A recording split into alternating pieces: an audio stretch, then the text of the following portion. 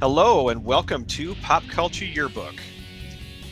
In this episode, we are going to be doing a slight reboot, but it is the same great content that you might have heard before. In our show, we take a piece of pop culture from a year that each of the hosts chooses, and we discuss it and dig into that, plus more. I'm Brad. I'm Pete.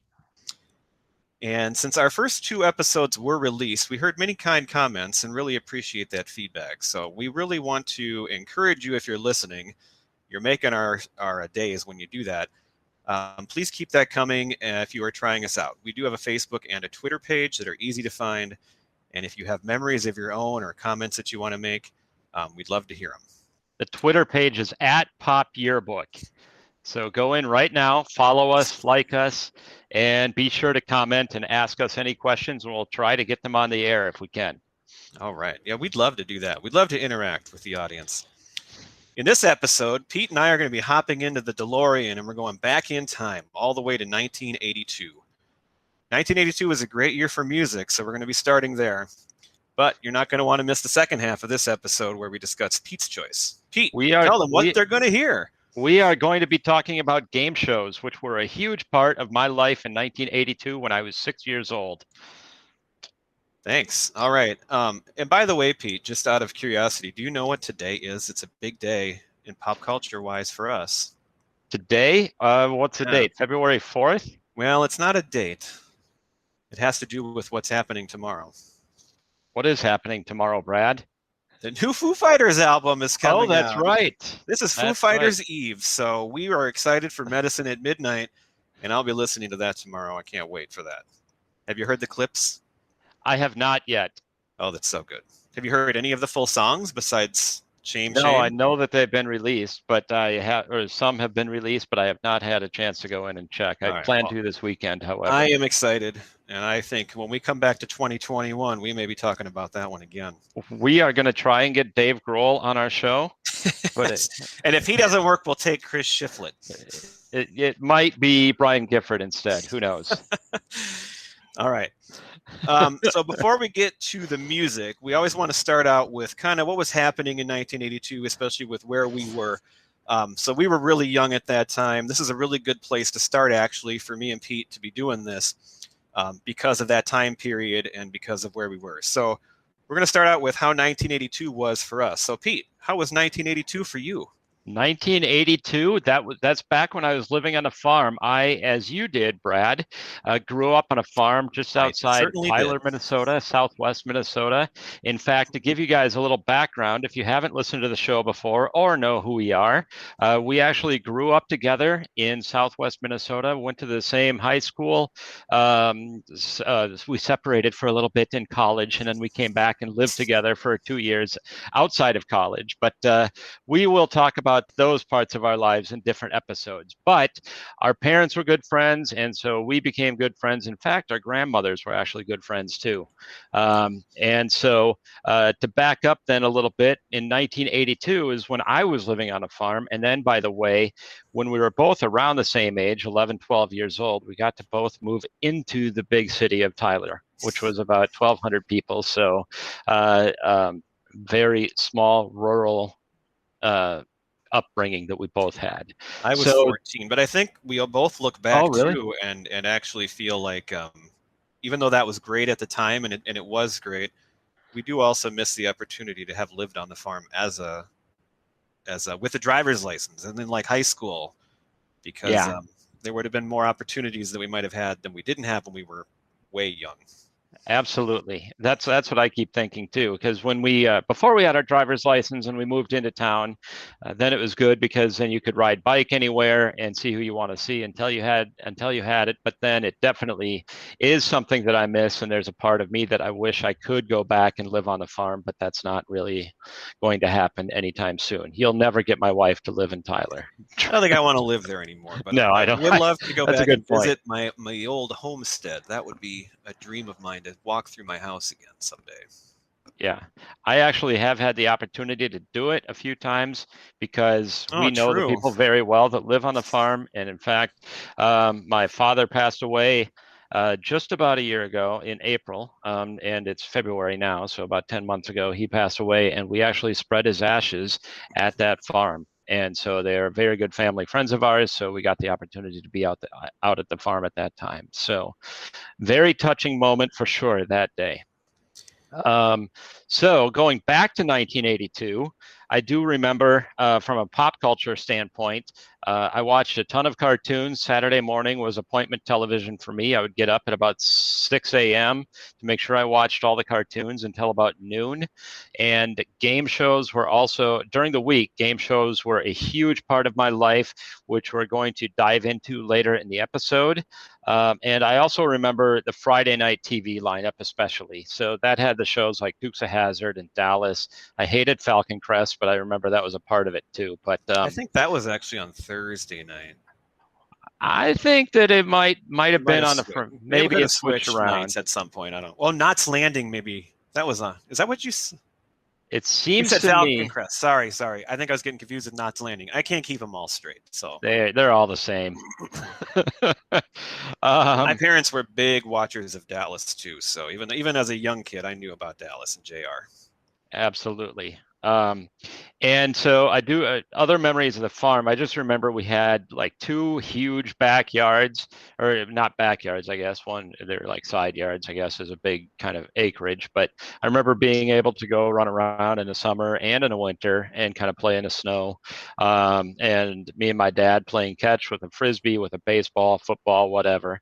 And so we had a lot of fun doing that. I remember shooting fireworks, even though it was illegal at the time in Minnesota. We lived about a half an hour away from the state line, and just right on the state line, there was a fireworks stand that was out in the middle of nowhere. It was really obvious that they were catering or marketing directly to Minnesotans, which was illegal for them to purchase. But you drive right across the state line, and it'd be right there. You get as many as you want, and the fireworks would basically last you all summer long. So we had tons of fun doing that. But yeah, with that, I'll flip it back over to Brad and see what memories he has of 1982. All right. So yeah, you like you said, so we met around this time. I mean, we actually met earlier than this, but I mean, we would have been starting to really hang out and spend time together. So at this point in 1982, we were finishing kindergarten and starting first grade. So we were 6 years old. This is going way, way back. And so we were in school together, making some new friends, expanding our group a little bit from there. So my parents were farmers, as you said, and so at this point they were still big into farming. I learned not long ago, so we had cows on our farm and we used to milk cows. I did not, but my dad and my brother did. I think my dad said that this is the year that he actually sold the cows and quit doing that, which was a big deal in our family for him. And then because we also lived on the farm that his dad lived on, and so my grandpa, so we had taken over that place, and so that was a big event. I have no memory of that at all, but I'm pretty sure that's what he said it was this year. What I do remember is they would be working late at night out there, and so I'd be riding in a tractor with my mom, and I remember sleeping on the floor of the tractor below her feet, and that's just a really nice, pleasant memory that I have, and I kind of miss that times were so much different back then. So that was a good memory I have of actually living on the farm. Which one thing that I've always thought is kind of funny, if you ever meet me and Brad, you would never think of us as the farmer types. Oh no, we are not. That's part of the reason we kind of got out of that area, but it's okay. We loved it. But yeah, now that's why we're living here in the Twin Cities metropolitan area in Minnesota. The other memory that I have of 82, and then I'll be done, is this was the year I went to my first major sporting event. The Metrodome opened in 1982, and I double checked pictures and saw dates on them and know for sure now. So we went to a Twins game that summer, and we also went to the top of the IDS Tower, which is still the tallest building in Minneapolis. And I distinctly remember going up there and going to that first Twins game and that little trip we took at 6 years old. So that was a really big deal to me, and a lot of fun to do that. So anything else to add to that? Are we ready to move on now? I don't have anything to add. All right, so we're gonna start with music. So I have picked some music, but before we get into the music that I've chosen, we have some bonus content to start with. So our great friend and pop culture yearbook originalist Dave has submitted Prince's 1999 album as a place to start for 1982. Let's And open the so yearbook. there we go. And so, being Minnesotans, as we've said, what a better place to start than with Prince? And so, we all love Prince here. He's one of us, and we are very territorial about our state and our people here. He's one of us. He's exactly the same as me and Brad. Just the way he grew up on a farm near Tyler too. It's amazing. It's a little known fact. He fit right in. So I'm just going to give a few background pieces of information here, and then we can talk about what we thought of the album. So 1999, I knew it was like his fourth or fifth album. It was his fifth album, but I was shocked to learn from Dave that he was only 22 years old when he recorded this. And so it was a lot more common back then to put out albums like every single year. But still, 5 albums at 22 years old and one this big already is quite impressive. That's more than I did at that age, Brad. It came out on October 27th of 1982, which I find interesting because that was basically just 1 month before Thriller by Michael Jackson. And Prince and Michael Jackson, of course, always kind of had I don't know if they really had a rivalry, but I mean, they were like 2 huge stars of the 80s, and they kind of took off really big at that same time, and kind of seemed to want to maybe one up the other. This was his first album with The Revolution and was his breakthrough first top 10 album. It's described as and helped to solidify the Minneapolis sound. So we'd love to hear a description like that too, because again, we love things that talk about Minnesota. It coincided with early MTV. And so Prince, along with Michael Jackson, was one of the first Black artists to really be put into heavy rotation and spotlighted by the channel. And so coming out with this album at the same time around that MTV started was a big deal to really get him out there into the mainstream. So I think this is a great choice for something for a couple guys from Minnesota to talk about. Even if we were on the farm and 6 years old at the time, I was well aware of Prince and this album already pretty much right around that time. Not like I owned it or anything, but we got MTV on our farm, which was extremely lucky. So I'll probably bring this up a lot, but we had, so like you on your farm, a lot of people would have like 2 channels. That's all you could get. 2.5 if it was a good night. On a good night, you might get another. But my parents, I don't know like how it all came to be, but we got a huge, not like a DirecTV dish. Back then, it was this huge rotating dish. We put a cement slab out beyond our yard and put this big, huge white rotating satellite dish out there. And it would literally, you could move the dish, like you could plug it in to move from one satellite to another. But so we were able to get all kinds of channels, and we got MTV. So I grew up with MTV, and looking back, that was just awesome. Especially because when I moved into Tyler, we didn't get it anymore because they didn't have it. Because then we got cable, and they didn't have it on the cable package there anymore. So I got a lot more out of like good music like this back when I was really young compared to like when I was in high school, when I was kind of forced to focus more on country music, which was not what I wanted to listen to as much. So I got MTV. Loved it, and so I did know a lot about Prince. One thing you make a lot of people made the comparisons between Prince and Michael Jackson, but I think in terms of popularity, Michael Jackson was a bigger star, but he was nowhere near the musical talent that Prince was. I don't think, because Prince could play every single instrument. And he was one of the best guitarists in the world too. I don't know if a lot of people think of him as being in that level of guitarist, but he really was. Name one instrument that Michael Jackson has ever played. Yeah, I don't know, but he's a great dancer, and he was obviously very talented in other ways. But he was what he was. As a musician, Prince is pretty tough to beat. Right, absolutely. And he was just like a genius. There was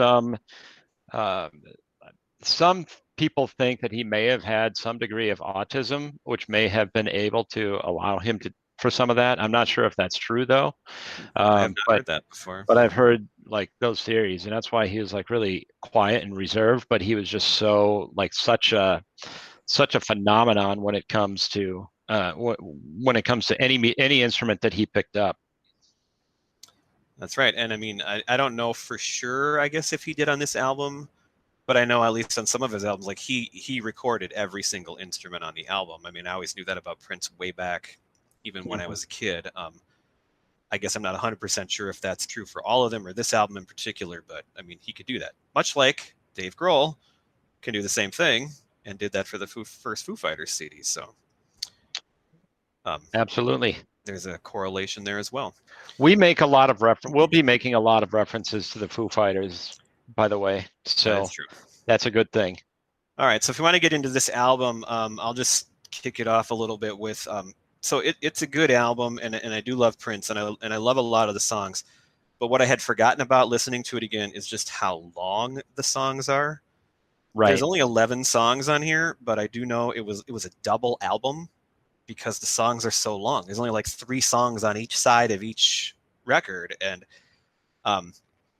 so maybe the great musicianship of Prince actually kind of, I mean, as a fan, that almost might work against him for me because I love his hits and I love his songs, but they do definitely get to be long sometimes and maybe a little more than what I would want to really listen to. So I think it probably works better on an album like this. It works better to have it almost like as background music and not like when you're driving. Like if you're driving, then the music is your main point of attention and you're paying more attention.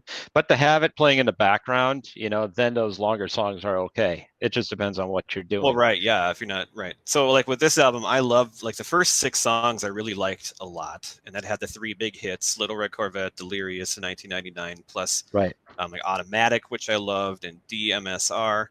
But after those 6, I could have just really could shut it off. The last 5 for me, they may be great. Like as a critic, I mean, as a musician, they may be great. But for me as a fan, I was good enough with the first half of this CD. And that's kind of like with Prince for me. I love Prince and I love his hits. But beyond the hits, I don't really know that much of and I know he's put out just hundreds and thousands of songs and put out albums all the time. So he's got a ton of music in the vault too that never even got released. It's never ending. Don't even know about it. Right. And so I'm sure there's a lot of great stuff, but I mean, as a fan, I kind of would stick to, I love the big stuff, and that's what I know. And in the 80s especially, man, he couldn't miss on the radio. The radio songs were just one after another gold. So, do you know how long the album is start to finish? I didn't jot that down. I did not write that down, actually. I'm not sure. Well, it's for sure over an hour. I don't remember how long it is. But yeah, I thought the same thing. I mean, if you do get into the guitar, I love the guitar. And I think he's fantastic at it. Some of the screeching and everything where he's using his voice, that's where it gets a little old for me. I wrote that same thing so much. And Prince can screech in a good way with the best of them. I love it on When Doves Cry. But there's a few songs toward the end of this album where it's like, holy cow, it just goes on. And it's his voice and the music. It's like both. And it just gets to be, as a listener who's not, looking for that, just a little too much for me at times. What's your favorite song on this album? I think it's 1999. It's an obvious choice, but it's just such a great song. Of the ones that weren't the big hits, I think the one that stood out to me the most was Automatic.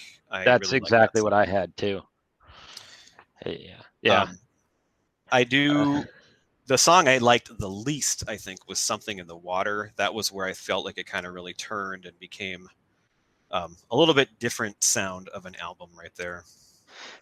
I wonder if I go back and listen to the album, but like in a shuffled order, in a different order, I might think differently of it, because the order of the songs, you're right, it's the top 3 songs that we all know that are the first 3 ones, and then that's where it does start to get a little long. So maybe if I were to listen to that one first, but I thought the same thing.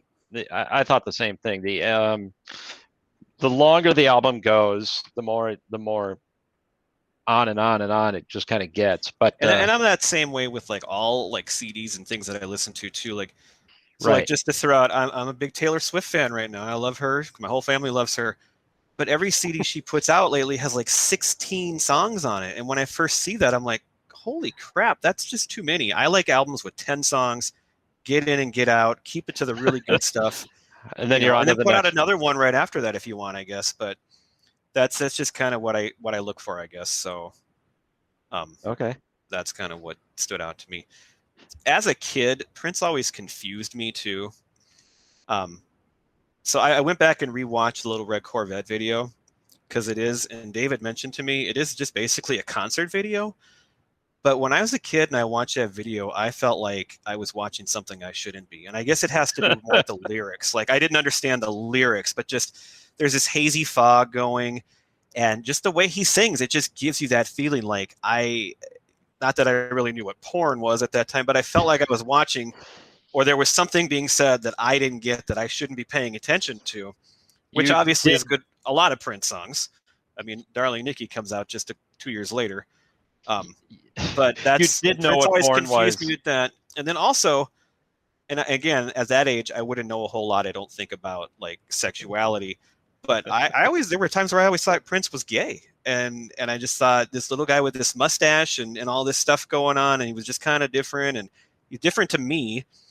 And I kind of thought he was gay, but then I mean he's legendary with all these women too, and so I don't know. Looking at him, it just gave me a lot of thoughts, and maybe that really opened my eyes to different types of sexuality out there. As far as like, I don't even know, but as a kid, I didn't know what was going on with Prince. I liked it, but I didn't know what was going on. Once you figured out that satellite, though, you definitely knew what porn was, right? Oh, stop! You could get anything Anyway. on that satellite. We'll just leave it at that. um, but yeah, the other song that I had written down of the obvious three, except for the obvious three, DMSR is my other favorite one too. Yeah, agreed. I liked it a lot. So, And yeah, I I can't do remember. So remember. there was one other one in the beginning. I can't remember what the name of it was. I didn't write that one down. But whatever Let's the other one was of the first six, I liked that one too. I know let's that pretend much. we're married. Yeah, I think that sounds right. Yep, that was a Would good be song. it. Lady Cab Driver was a fun song to listen to. Second, don't have your children listen to that one. Again, there's all that confusion going on there. That is for so sure. I think that kind of covers what I thought about Prince in this album. So I mean, again, I love Prince, but I do kind of stick to certain parts of it. And so like when Prince, I loved him in the 80s. When we got to the 90s, so like when we were in high school, Seven came out, and that was a huge song, and we all loved that song. Yep. But after that album, I can hardly name. I know some of the albums that came out. I remember when Emancipation came out because that Yep. was a big deal, and he changed his name and all that stuff. But I don't know a single song off it, and like he just stopped having like radio hits anymore. And so unless you were a huge fan of all that extra stuff, I didn't really know what there was. So I still loved Prince and thought, hey, it's cool to like Prince, but I They couldn't did. name much after that. Well, he did have the big one that was when I was in college in Mankato. P Control. I'm not going to say the word, but that was. Isn't that an old song? Was I that thought was it that was. out at that time? Yeah, it was. I don't know exactly when it came out, but I it guess I don't played. even know. I always just assumed that was like an old classic, like from one of his early albums. And I thought it came out around that time, maybe a little earlier, but the Albatross in Mankato. oh yeah, I've Every been single there. time you go there, that was a fun place. It's no longer open now. It's like they tore that whole strip mall down and put some new stuff. It's all been gentrified. But Right, it's sad. it is. I go there and like I don't even recognize anything. But And where are the but Vikings supposed to go to get drunk and then drive drunk afterwards after training camp? exactly. Well, it Although was they don't even have training Boomtown. camp there anymore either, so they've just taken all of those '80s memories away. Yeah, it What was would near Tommy Kramer Boomtown do? where that happened to Keith Millard, where Keith Millard. he it was actually I think the Hardys. I think he had been out all night at Boomtown, and then he went to the Hardys, which is right next to it. But then he like crashed his car into the drive-through or something like that, and got in a little bit of trouble that night for missing curfew and getting into a drunk driving accident and all of that kind of stuff. I heard him tell that story on KFan like a year ago. Yeah. Well, is that the same one where he said something about his guns? Oh, Like, I don't remember that. I don't know if that was that. Or he got in trouble more than once, I think. So I'm not sure. Oh yeah, he did. All right. Do you have anything else to add to Prince? I do not. All right, so we're going to move on now to what I picked for this year. So again, each year we pick a topic, like it'll be a movie or an album or a TV show or something that we all watch and discuss. And so I was looking at 1982 and was surprised at the lack of movies that I really knew and loved from that year, because usually any 80s year I love the movies, but not much to go on in 82. And I started looking at the music, and I'm like, I started writing down a few albums here and there, but I mean, I'm 6 years old, so it's not like I was really big into like full albums. But I just started writing all this stuff down, and I'm like, there's so much what a great year for music. And so what I ended up doing, I'm like, well, and I don't know if 82 might be a little early for this. I guess, I don't know, somebody older than me would have to say, but I made a mixtape. I made a playlist in today's language, but like when I was a kid, we'd make mixtapes. We'd put all the songs we loved together and create your own mix. So that's what I did. And so I thought it fit the time, and I thought it would be a way to kind of bring up a lot of great stuff that we loved. And like I said earlier, I had MTV, and so I got to see, I mean, I loved all these songs, and I got to see all these songs on MTV. So even if they weren't played on the radio, because we really only had one kind of half decent station down there, and it was pretty much just straight pop. But I got to see all these songs because of MTV, and I got to see all these great videos because MTV came out in 1981. So this is just right on the heels of that. Well, I do have a question before you yeah. jump into that, because I know you've done these kinds of playlists before. You did a very good one with the Foo Fighters. I love it. It's fun. Non-popular songs. What goes into making the playlist like you do? Like in terms of how do you pick the order? First, I mean, I know you got to pick the songs based on just what you think are the best songs. But do you have any logic behind what order that you're putting them in? That's a great question, Pete. So for this one, so I ended up making two separate lists because it just got to be too much. But so I had started, like I said, I wrote down a few albums. Like, so Michael Jackson Thriller, which I always associated with 1983 because that's when it was huge. But it actually came out December 1st of 1982. So it's an 82 album. Duran Duran had big songs that year. John Cougar, Huey Lewis. I wrote down these albums. Chicago had a big one. Asia, Tom Petty. So I wrote down a bunch of albums that I kind of either remembered or that my family might have owned. So I actually owned the record of Thriller. So, I mean, I literally had that album. My sister had a lot of like Duran Duran tapes. I know we had John Cougar stuff too. I know my sister also had like Chicago. My brother had Asia. So these were some that stood out to me that were like albums that we actually owned. And so I could throw in and listen to multiple songs at a time. And then I had all these other songs I liked too. So what I did is side A of my mixtape.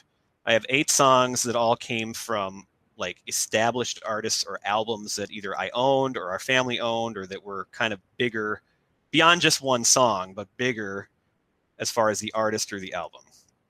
And then on side B, it's mostly one-hit wonders. Now they're not all. There's no rule here. Some of these bands on side B were not one-hit wonders at all, but they maybe didn't last as long, or they might have had fewer songs that people remember or that I personally remember. And so that's how I did it. I had kind of more bigger album tracks on side A and more like one-hit wonders on side B. All right. And then ordering, it's tough. I mean, there's not a whole lot to do with that. But so I did. Here's what so I picked the song that I personally kind of liked the best off the album.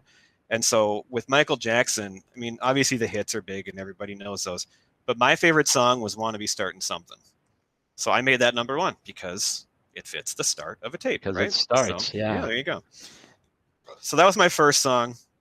Then I went to, and so a lot of my songs, some of them anyway, again, it's not a rule, but they might not have been the biggest hit on the album, but they're still a song that you probably know and remember, and they might have been the second biggest hit. So that was my first one. Then I put Hungry Like the Wolf, number 2 by Duran Duran. So Rio was obviously big too, but I kind of think I like Hungry Like the Wolf a little more. And I totally remember the video. That's another one of those videos that just sticks in your head.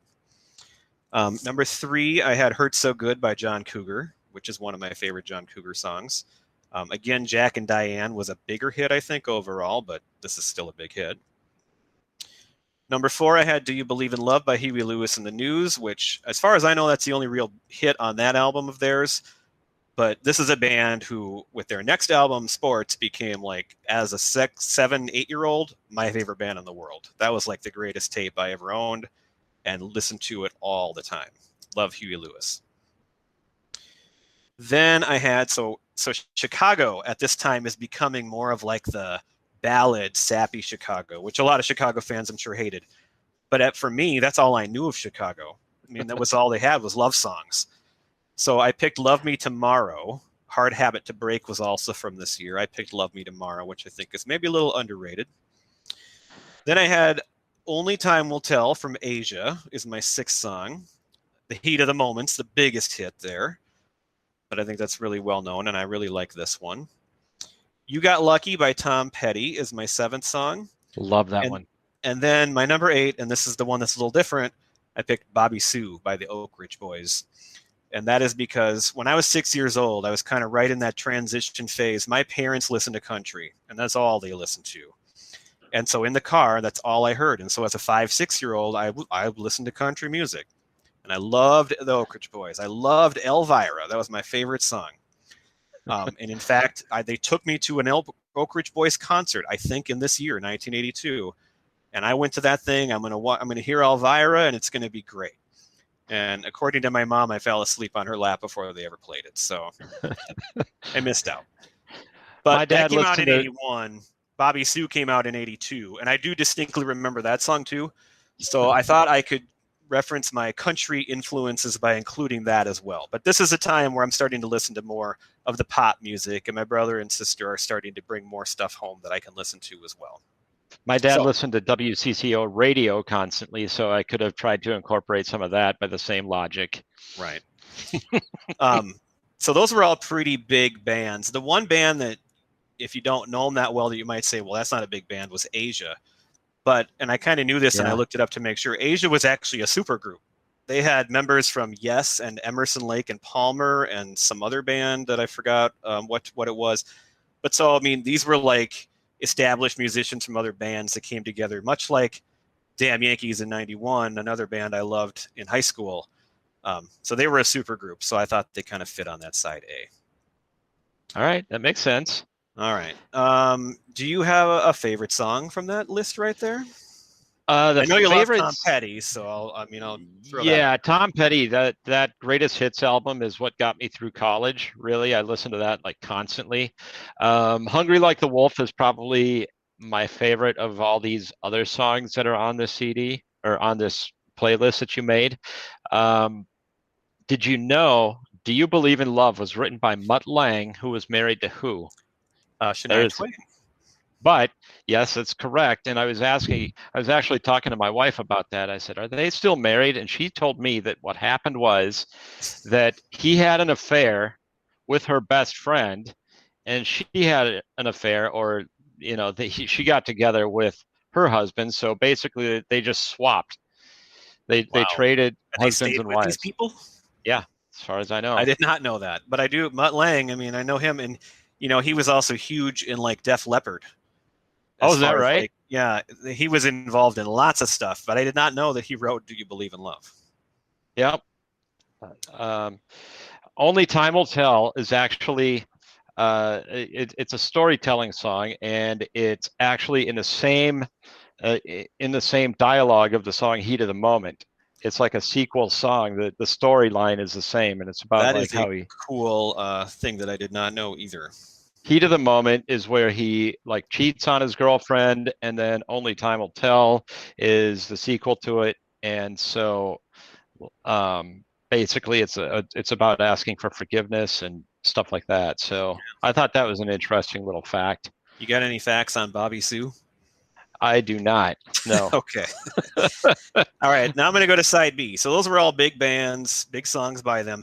Side B, how I separated these is these were the ones that were like either one-hit wonders or, some of these were not one-hit wonders at all, but maybe a little bit smaller band or didn't last as long. Those were all bands that lasted or had pretty long shelf life. So So you asked how I decided to put it together. I didn't have a whole lot of a plan to this one, but what I did do is there's two one-hit wonders that I've always considered like my favorites pretty much of all time. So I put them at number 1 and number 8. I put them at bookends, so it would start and end with those. So number 1 is probably my favorite, which is Come On Eileen by Dexys Midnight Runners. Then I had The Safety Dance, came out that year by Men Without Hats. Number 3 is Centerfold by the J. Geils Band, which, so to me, really, all I ever knew in J. Geils Band is Centerfold and Freeze Frame. And then I remembered last night they sang Love Stinks too. But that's it. But J. Geils Band was apparently around since like 1967. Yeah, they were all through the 70s. So they're obviously not a one-hit wonder. But to me, I basically knew two songs, and I think they broke up right after this. I think went solo or something. But that was a great song, and I listened to that again and watched a video. That's such a fun song. Then I have a country influence. I have one on each side. So on this one, this is a good, interesting kind of lesser-known one. But so there was an artist named Sylvia, and she had a song called Nobody, and it was huge that year. And so just the fact that that was a big country song that I remembered and liked would fit on the list. But actually, she came and played at the Lyon County Fair in Marshall, Minnesota, and we went and saw her. So I actually saw her in concert too. And I remember standing in line with my sister, and she got her autograph. And I can still remember the black and white headshot of her signed by Sylvia that was hanging in my sister's room somewhere after that concert. Oh. And so I thought, well, that's a great addition because that's pretty cool that I can remember that when I actually saw her. God, it seems like I remember, like Marshall got some, not like huge acts, but they got even decent. Lately, I think they had, my mom and dad, I think, saw some decent ones not that long ago, even still there. Really? Like country people. Yeah, they go a little different places, but not just local. Number 5 is Don't You Want Me. And so the Human League was not a one-hit wonder either, but that was, that is an awesome, awesome song. Number 6 is Vacation by the Go-Go's. And I just watched a documentary on Showtime on the Go-Go's recently, and it was fantastic. So I would highly recommend, if you have any interest in the Go-Go's, to watch that. They're a really interesting band. Number 7 was I Melt With You by Modern English, which is always one of my favorite songs, like growing up. And everybody knows that song. It's huge. In fact, I found last night, it's among the top 500 songs ever played on American radio. But it was never that big of a hit. It only got to number 76 on the pop charts in 1982. And then it was re-released again in 1990, and it made it to number 76 again. So it kind of had two different lives. And it was number 7 on the rock alternative or whatever thing. So, it was, a decent hit, but it probably wasn't the big, huge hit that you might think it was compared to some of the other ones. Why was it re-released? Was it in a movie? It was in a movie. It was in a movie. I think the movie was actually called "I Melt With You." I didn't write that part down, but it was in some movie, something that I had not seen or heard of. So it was in the movie Valley Girl in 1982, and so I remember that movie. I liked that movie, and it was in there as well. That's surprising that it never hit above 76, because that song, to me, defines the 80s as much as any song. That song. And like I said, it's crazy. Been played. It's just kind of been this slow play. It's just gone on forever and always been there. Yeah. But never like the big one. And then number 8 is my second favorite, and it's my wife's favorite song of all time, Tainted Love by Soft Cell. And that's a great song. And there's more than one good version of that. So one thing that I was going to ask you if you remember, do you remember in like the 90s, it was like 91 or 2, I looked it up last night and watched it. There was an ad in a hospital where there was a guy brought in, and the beeping sound was the beat of this song, and all the doctors started singing this song. No. You remember that? No, I don't. Oh, it was actually for Levi's. It was a Levi's commercial. I'm not big on my 1991 hospital commercials. Well, I just totally remember it. And I think the reason why I remember it is because, I knew the song at that time. I knew it. But that ad kind of gave that song a second life again, where it was like everybody was listening to it again because that ad was kind of this funny and big ad at the time. Huh. And then I do want to throw in, and she loves this too. So this is maybe not a good time to advertise Marilyn Manson. He's been going through some troubles. Yeah, he has. But he did a version of that song that is an absolute banger, and it's awesome. And it was in, again, my wife's one of her favorite movies, and mine is Not Another Teen Movie. Spoof on teen movies, totally stupid, but it's Right. in that movie, and it's a great version. And just to finish this up, it was my kids and I watch America's Got Talent. We kind of quit now, but we had watched it for like 5 years. There was a husband and wife, like they were called Deadly Games, like a danger act where he would, shoot things at her and stuff like that. And they did a one of their acts to the Marilyn Manson version of this song, and it was one of the coolest and sexiest things I have ever seen, and it was awesome. And the judges were just blown away by it. And so if you want to see the best use ever of that song, that would be it right there. You could look up Deadly Games on America's Got Talent. So, all right. All right. So that's my main tape. So, I mean, that's the thing. That's what I wanted to do. But then, and I'll try to do this pretty quick, I was noticing all these other songs that came out in 82. So it started with, there's a song that I really love called Words by Missing Persons. And I love that song.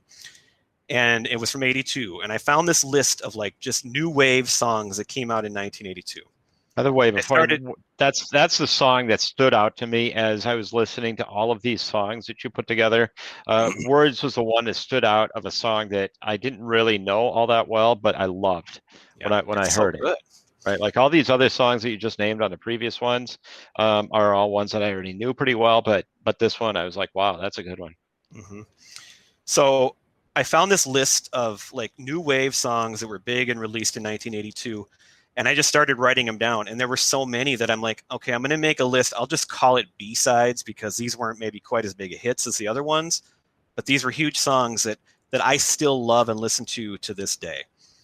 And so I'll just run through them quick. And I had just a couple notes that I found about some of these. So I started side one with Missing Persons Words. Then The Clash, Should I Stay or Should I Go, came out that year. Love that song. I love Billy Idol. White Wedding came out that year. The Stray Cats, Rock This Town, another video that I distinctly remember watching on MTV. Loved the Stray Cats. Depeche Mode, Just Can't Get Enough. Love that song. Yaz, Don't Go. And I had a note about that in a second. The Monroes, What Do All the People Know? And XTC, Senses Working Overtime. Love all of those songs. Some of those I knew at the time, like I said, like the Stray Cats. Some of those I maybe didn't find until later. Like XTC is a band I discovered in college, and they have a lot of songs that I really like. So I didn't know them at the time, but I love them, and I still listen to some of their stuff today. I'll run through side B. So side B, I had another Missing Persons song. I couldn't pick one. So Destination Unknown is another song that I absolutely love. The Motels, Only the Lonely. Yeah, that's and a classic. I had In Excess, The One Thing. And In Excess is, I probably bring them up more than once on here. That's one of my, when I was growing up, so everybody knows REM and U2 were huge bands, hopefully. But to me, growing up, In Excess was like right there with them. Like they were the three biggest bands in the world at the time. And In Excess was huge. This is before they got to that point. But The One Thing is a great song that came out that year. I had another Yaz song, Situation. The English Beat, Save It for Later. And that's one I always remember from the movie Kingpin, which came out much later, obviously, but I can totally picture that when I hear that song. Then I had A Flock of Seagulls, and I did not pick Iran. There's a better song called Space Age Love Song, which I just listened to yesterday, and my God, it's great. It is a great song. Adam Ant, Goody Two Shoes. And then finally, I ended it with, so my favorite band of all time is REM, and they had their very first release that year. It was an EP called Chronic Town, and Gardening at Night was one of their big songs from their early years. And I actually found last night, when they got inducted into the Rock and Roll Hall of Fame, they actually sang this song, and Bill Berry, who had left the band, was back with them, and it's really cool to watch them sing this classic old song and to be all together again, because it's the only time I think they've played all together since he left. So that was really awesome. So for the listeners, you can almost be guaranteed that we are going to be bringing up REM at least once in every episode. And INXS, I think, too, actually. Not as much as REM. Both good, but if you're interested in my lists, I'd love to hear about it. We will post these as well, so you could look them up if you want to listen to any of these songs. Here's what I found last night that blew my mind. So my sister had the tape of Yaz. It was called Upstairs at Eric's. And so that's another one we actually had in our house. And I loved it. And like I said, I couldn't pick between these two songs, so I put them both on there.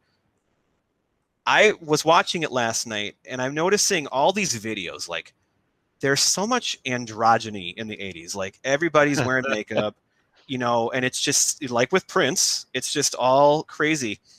And I'm like, wow, that singer for Yaz, it's really androgynous. Like I thought this is a guy, right? I looked it up and found out the singer for Yaz is actually a woman, and I have never known that until last night when I looked it up. Because she can sound like a man or a woman. I can tell when I know now. I can tell, yeah, that could be a woman. But I always thought it was a guy. It sounds like a guy's voice. I thought Yaz was a group of guys, and so that just blew my mind. I was dumbfounded. So even to this day, still learning new things. That's the fun thing about doing this podcast, is that when we do the research for these, you learn new things. So That's what's fun. And this was way fun to look back. Like I said, the biggest influence on me for all this was having MTV. I'm way lucky that we got to have that, because like you only got 2 channels, and I was able to see this stuff all the time. And what I love too, and I don't want to sound like an old man here, but these songs are from 39 years ago, and they are still played all over the place. And you said, they're at wedding dances, they're on the radio, there's stations devoted to these kind of songs. Even the new wave ones that maybe weren't like huge hits, I hear them. Now, if you're not listening to those stations, you're not going to hear them, but like you can find them, they're played, there's still a demand for them. And I think that's really cool that they last that long. And they're much better than anything that comes out today by far. And that's our opinion, of course. But I don't see, like, I'm a teacher, and the kids that I have, they bring up all these bands I've never heard of before. They don't just listen to the big stuff that's pop. But I just can't imagine some of these small bands that they bring up that I've never heard of. I just can't imagine them like being played 40 years from now and being exactly. I just can't. I don't think that's going to be the case. Maybe I'll be wrong, but I don't see it.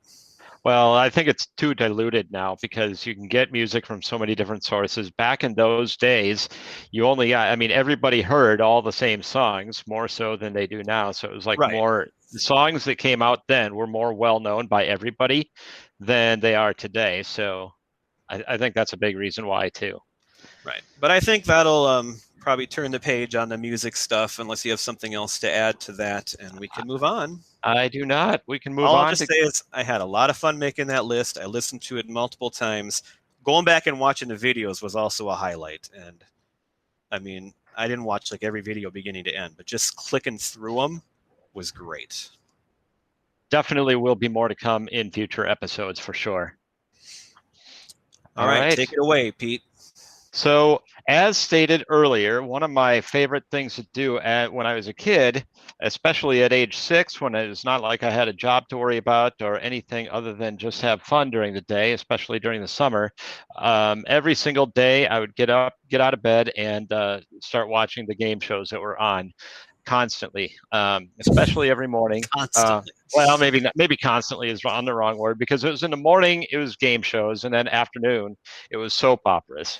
I do we had school obviously, but in the summers, I would go to my grandparents' house. My parents are working, and I did like in the morning when you're still kind of sleepy and you're not going to go do anything.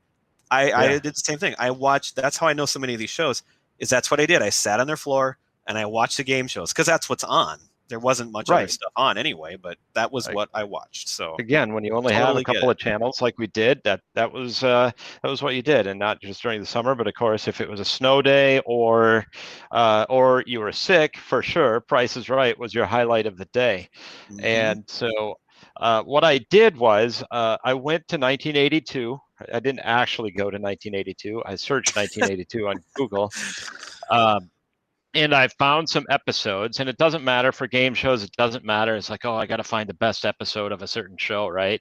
It just doesn't matter. You just No, it's better yet to just find some crap. So randomly pick a crappy episode of a crappy show. And I love watching old game shows. I mean, again, it's our opinion, probably because we're old, but anything that's on today is crap compared to what they had back then.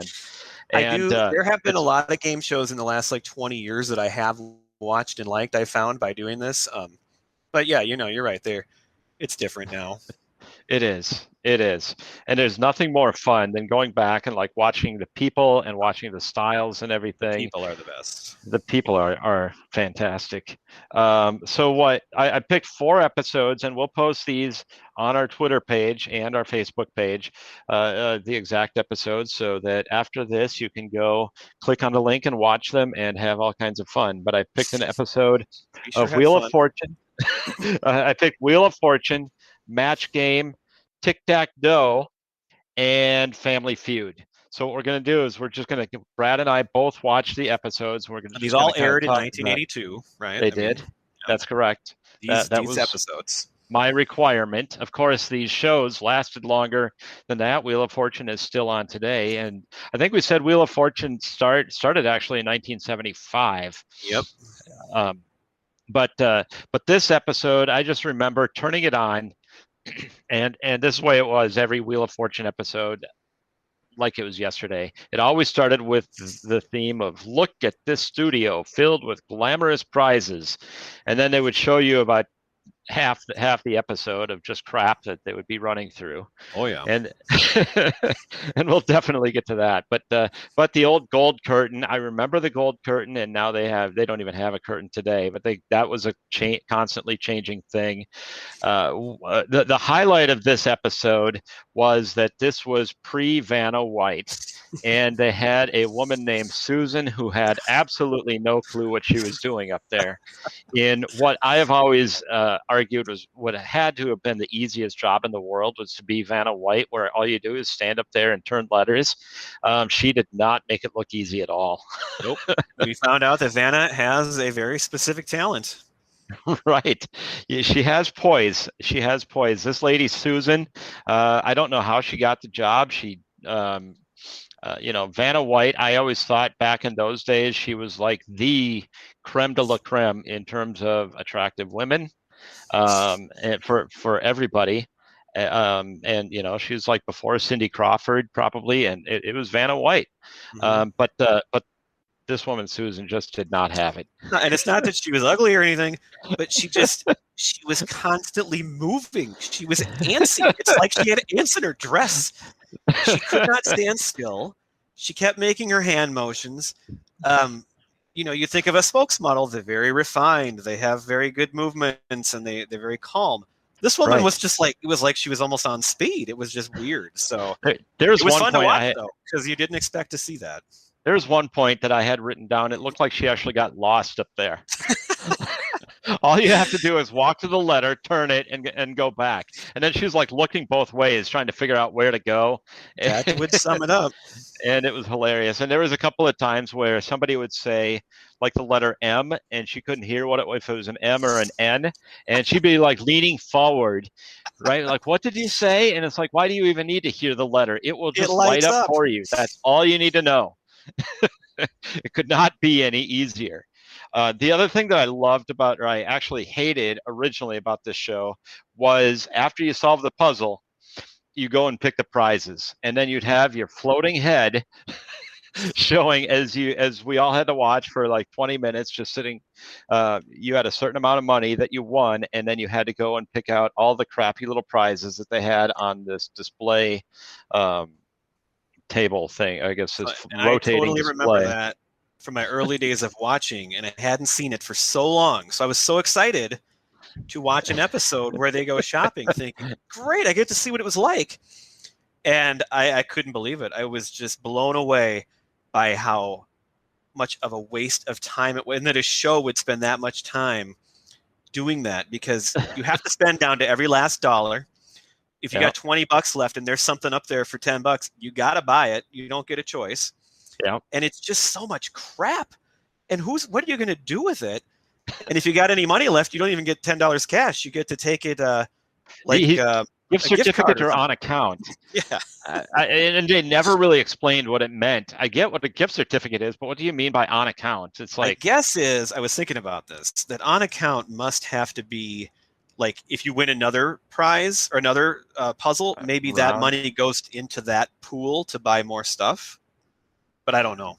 I have no idea. Maybe then I would just take everything on account until the last round, But right? and I know it's the 80s, so stuff was, obviously what was important and big and good then was different than now, but the stuff just looked like trash. It was horrible. And to me, the worst part is if you're going to go on a game show, you're trying to win money and there's no cash. You don't get to take any cash home. You just get to take all this junk home.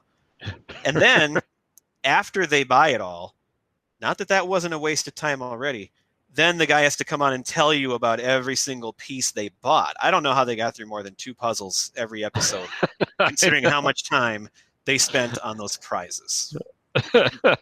And the sound quality in this episode was just terrible. At the end, you could hear a baby crying. Babe, I heard it too. And wow, it was a lot of fun. But the person that got to the bonus round, I have no idea what they were thinking. And so you always, when you win Wheel of Fortune and you get your pick on the letters, you always pick R, S, T, L, N, and E. This woman now picked, you don't even have a choice on that. But right, yeah, back right. It was so obvious they made that a thing. Just natural. But she picked like H and K. Did you notice that? I thought that was I really did not weird. notice. I think I was thrown off because the puzzle ended up being like, now they have the category before and after, but the actual puzzle answer was before and after, and they had hyphens up there, and they had the 3 words with 2 hyphens in between, and I just didn't think the hyphens were necessary in that case, and it really threw me off trying to guess, and it didn't make any sense. So I think I was really thrown off by that as a English person, that it just seemed wrong. Don't they usually have an and sign now on those? I don't know. I don't watch the show. Sometimes they do. Yeah, that actually would have made more sense because then you just focus on the words. Right. So yeah, it was kind of an eye opener. It was not. You think of that show, it's so well run and it's so just clean right now, and it's quick and it's efficient. They get as many puzzles in as they can, and they give away just a ton of money. But that is not the experience that I saw watching this episode. Did you catch at the very end of the show? It's like when Pat and Susan were looking into the camera and signing off the show. Pat goes, "Is there anything that is something like? Is there anything that annoys you?" And then she goes, "I am so tired of finding things, and then they stop making them." I had no idea. That's what I had written down as the quote from the show. I don't even know what that means. And then he like falls over to accentuate the joke. He literally just completely falls over behind the podium, or not. I did not notice. Podium. I was probably still mad about the hyphens, I guess. I'm like, what does that even mean? Susan. So Vanna White apparently started that year later on, it sounds like, but maybe in a rotation of people that did it. And I think it was 85 when Vanna's been on it, I think, full time since 1985 now. So she's got quite a run. How old is she now? I looked that up the other night because I was watching it, because I still like to watch it sometimes. And I think she was 61 or like 60, just over 60 maybe. No, but she looks great. She does, she hardly looks different. I mean, Pat Sajak too. I mean, he's like 75 or something. They don't look much different to me than they did way back in the day. I bet they would. If you saw them close up, well, I think if you put them side by side, probably, yeah. But like they look good. I mean, the makeup art here. Little side note, but we're talking about game shows. Jeopardy. If you saw Alex Trebek, I actually saw a documentary about Alex Trebek. Like right after he died, it was a 2020 thing, and it was all about Trebek. And they showed what he actually looks like behind the scenes, and you would not recognize him. And it was when he had cancer and everything too. But I mean, he did the show all the way during that time. But he looked really thin and frail, and he was bald. And just looked absolutely nothing like you would recognize him as. So you think Vanna's actually bald and frail underneath? I don't think that, but I think that probably behind the scenes they look way different. I know, I agree. So moving on, Unless you have anything to add about Wheel of No, I'm Fortune. good. Let's move on. All right, let's move on to the match game, shall we? Yes. Now, Match Game is a show that I really didn't remember watching that much when I was a kid at this age, but we watched it all the time on the Game Show Network that during that time when we lived together. And so I included it, and there are episodes. This was in the later end of the Match Game run. Well, it wasn't. what I read, and I don't know if it's 100% true, but I read that this was the last episode of Match Game.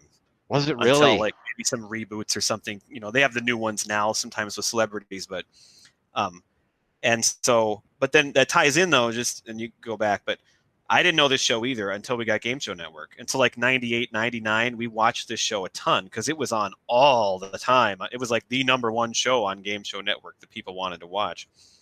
But so if it ended in 82, though, that makes sense because that's right around the time when we would have started watching game shows. And so if it wasn't on anymore, that would explain why we didn't know it until later. It's possible, too, that's probably not a show that would appeal to kids as much as some of the other ones. Like Wheel of Fortune is fun because you can start to guess the letters and guess the puzzles. We wouldn't have understood the jokes. Especially since almost all of them were sexual jokes. Pretty much. And Charles Nelson Riley every single time. Betty White. Yep. You're definitely in for a good time. And Richard Dawson. I mean, you name it. They were you never knew what you were going to get with those guys. Who was that McLean guy that was in this episode? McLean Stevenson. Isn't he from MASH? Is that right? I think so. McLean Stevenson, I think he's from MASH. I mean, I know who he is. Wow, I didn't recognize him from MASH. I didn't watch MASH a ton, though, but... I have never really watched MASH, but I just think, I mean, I know who some of the people were, so... But he practically wanted to make out with everybody on this show. That's what you do. Yep, he was on MASH. I just double-checked. He was... All right. Colonel Henry... whatever. I don't know. It's cut off, so I'm wasting our time. Okay, Colonel Henry. We'll go with that. Henry, whatever. On all of these shows, by the way, and I really pointed out in this show how sexist every joke was. Oh, just wait till we get to Family Feud. Yeah. There is something about the black dresses, and Sandra Day O'Connor was mentioned. It was just a black dress, but yeah, it's definitely a very adult show. I didn't get what they meant. What Charles Nelson Riley, the question was, I went to a party and at the end of the night, after everybody had drinking, every room had blank. It's like, what kind of question? You're just asking for a sexual answer on that. That's what I hated about this show is that the questions were so like you were never going to match. And if you're never going to match, then what's the point? They were just complete bizarre nothing. It was like, so it was really unentertaining to me. Well, and worse than I had remembered. His answer was chains hanging from the ceiling. It's like, what does that even mean? This is Charles Nelson Riley. It is, but chains hanging from the ceiling. Can you imagine if they had actually matched on that? That would have been great. That would have been something. So speaking of the adult nature, my favorite line was from Gene Rayburn, the host. He had the classic long mic, but one of the contestants picked D. Well, I don't remember who the celebrity was, but she said, "I'll take D." And Gene goes, "You'd like to take D. I bet you would." Yeah. I don't know if he for sure knew what he was saying, but I thought that was pretty funny. And it's those kinds of things I just love. I enjoy picking those things out. Like they don't even know what they're like today. It probably meant something. Things like that meant something totally innocent then, and now today it sounds funny. But right, who knows? Who knows? The one thing that I did notice about this show, better than Wheel of Fortune, is that I mean you could win $10,000 on this show. So there was way more cash, and that seemed like, okay, that's worthwhile. Like that's actually a big deal if you won that much. So I did appreciate that at least there was something there to make it worthwhile. Because even as an audience, as somebody watching, I want to feel like they're getting something for this. Like when they get all excited to win, I'm like, okay, well, yeah, it's fun to win, but you had to go travel there. I mean, I hope you're going to get something for it. And so it's kind of depressing if they don't. Better than Tic-Tac-Dough? Yeah, you want to go on to that? This was something else. Tic-Tac-Toe is one of the ones that I didn't get to watch at home, but I did when I went into town where my grandparents lived. So that was like a big deal because they did have cable, and so you could watch. You had a much better selection of TV shows, and this is one that was always on. I think about 2:30 in the afternoon that I loved to watch back then. I totally watched this back then too, so I was excited to go back and see it again, even though it didn't turn out that way. It was fun in a terrible way. It was really fun to watch. It was actually the most like fun to write all comments down about. Yeah. I used to love Wink Martindale as a host, and but I mean, he's just like the prototypical game show host, used car salesman type, and everything. And he was good at what he did, I thought. You thought he was until you watched this episode. Until you watched this episode when he started out by introducing the dude as a woman. So he's bringing out the returning champion, so he knows who it is, and and he says, "Here she is." And this dude that's like 300 pounds with a giant beard comes walking through the door. Oh God, it was great. Good. So, and then it was like, again, with the sexism back then, like when they were advertising what the prizes are, one of the comments was just like, decorate that lady in your life with these. I wish I would have written down what some of the prizes were, because my first comment was, wow, these are some terrible prizes. What a waste of time. Why even bother? It was not like the $10,000 of Match Game. What did make it fun was seeing the commercials.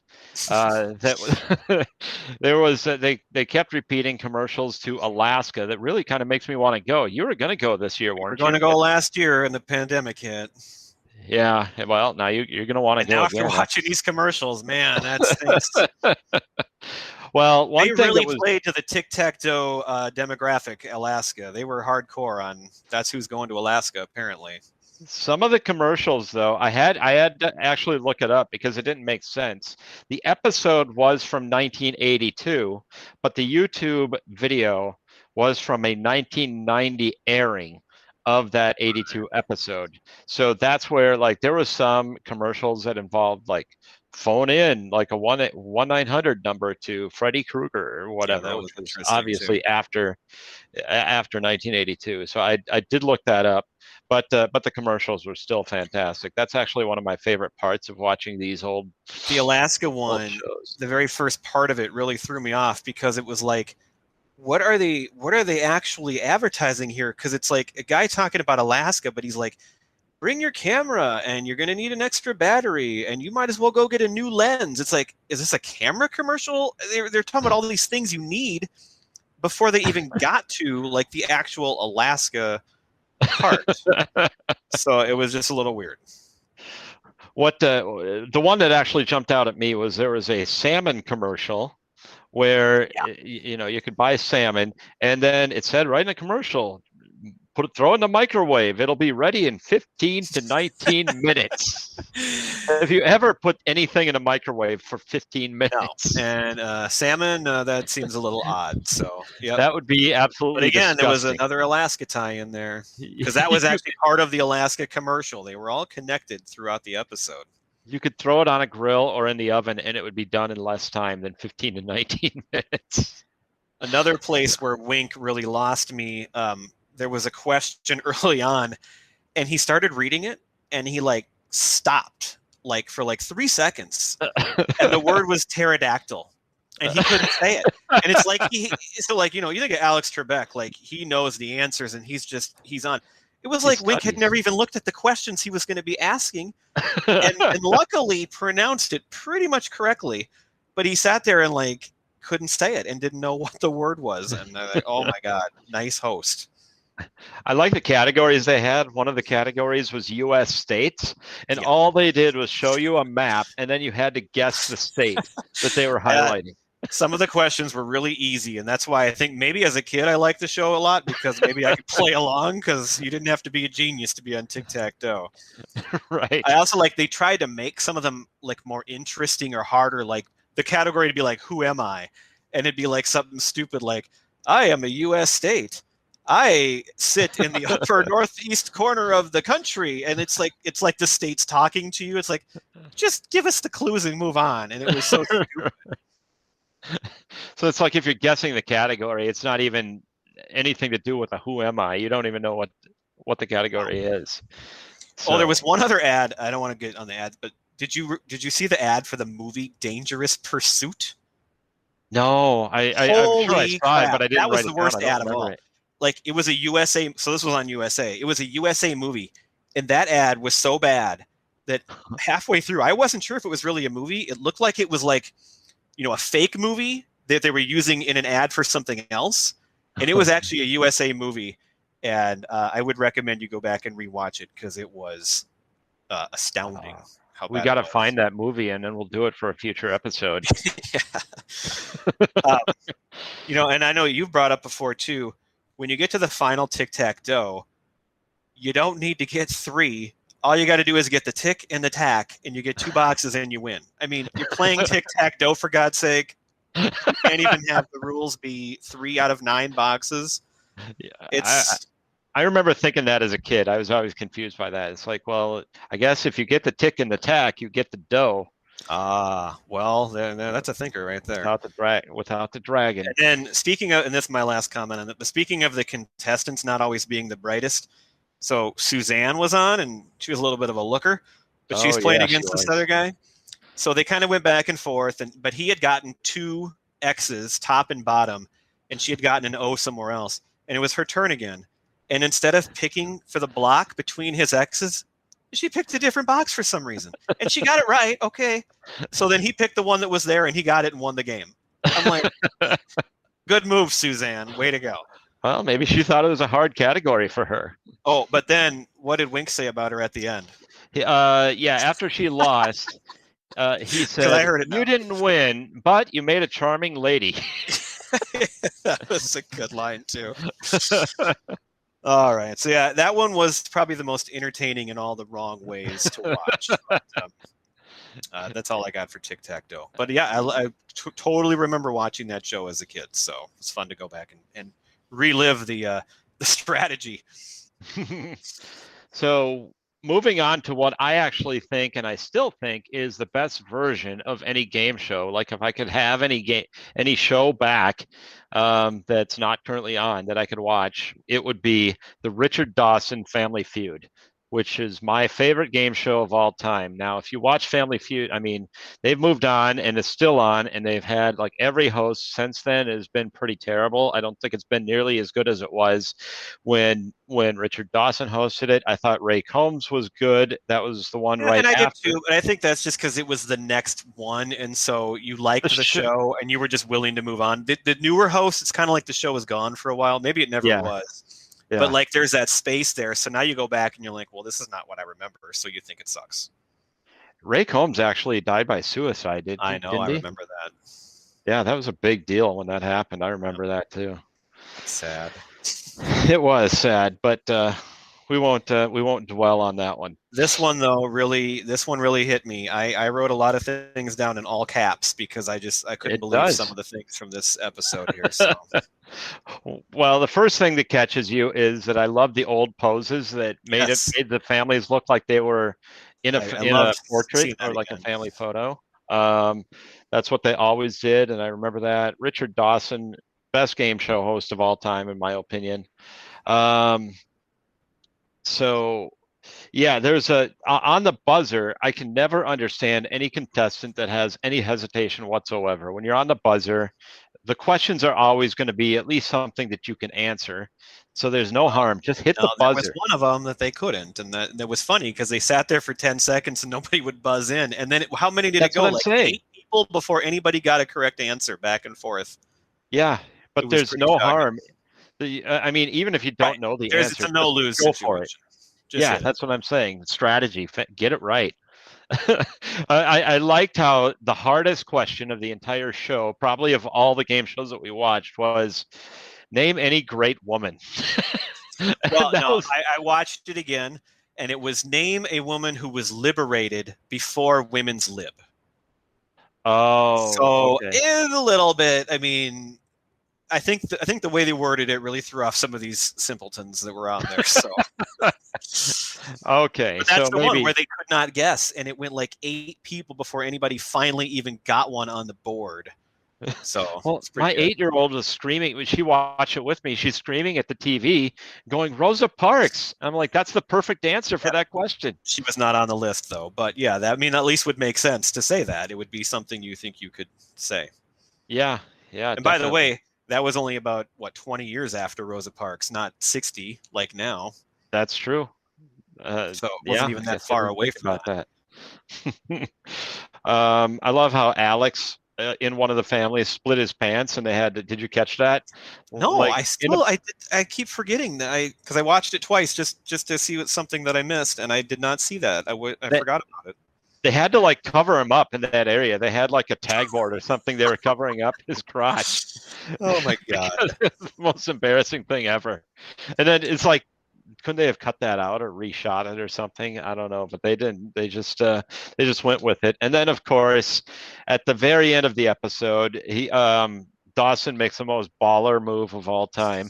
He just, he's like waving the audience goodbye and everything, and he just grabs the hand. After they won and all the families on the stage with them, they're all celebrating. He just grabs one of the blondes by the hand and says, "You coming with me?" They walk off stage and they leave. And I noticed there's like 2 people in the family that are like watching it, and they almost look like they're actually like, "Oh, wait a minute, where are they going?" But that was because Richard Dawson kisses everybody, and everybody knows that. But to see him actually take a woman and say, "You're coming with me," was a little much. I didn't quite like what I was seeing there. I'm sure it worked. So a couple. First of all, you mentioned how they stand in the poses at the beginning. One thing that I like to see too, when you're not playing, how they all huddle together to talk about the answers. That's always fun to look at. But then they come back and they're all shouting the answers like, "Haven't you decided by now?" It's like, you're going to change your mind now after you sat there for 5 minutes in a huddle together. They always have the option to play or pass. Does anybody ever pass? I don't know that I've ever seen. I used to remember people doing it. If it's kind of a hard question, I guess. Because then, it's not necessarily bad strategy because you're counting on. If you play, you're counting on running the table, or you're counting on getting enough that they're not going to get that last one. Yeah, the ones that are left are going to be hard. It's not terrible strategy. Right. Couple of my questions things that I wrote down. So one of them was name a holiday where a family takes a car trip. And like all they've said so far is like Christmas and Easter, really obvious ones. And this girl shouts out, "Valentine's Day." Everybody hop in the car. Let's go out for Valentine's Day to 3 hours away. And then the question that I loved was name something housewives push. So speaking of sexism and a different time period, name something a housewife pushes. Vacuum, shopping cart. It's like, holy crap. I couldn't believe it. I will say, because you had brought it up before, you and I sat and watched the new version like a couple of years ago. We went up to Fargo, right? Yeah. And it was entertaining in an entirely different way. Yeah, and like it's so bad now, and the people are just crazy on it. And yeah, because it was. The other thing, and this is kind of my last one on this, and it's always bothered me about this show. The amount of money you can win for a family of 5, it's just like, it's ridiculous.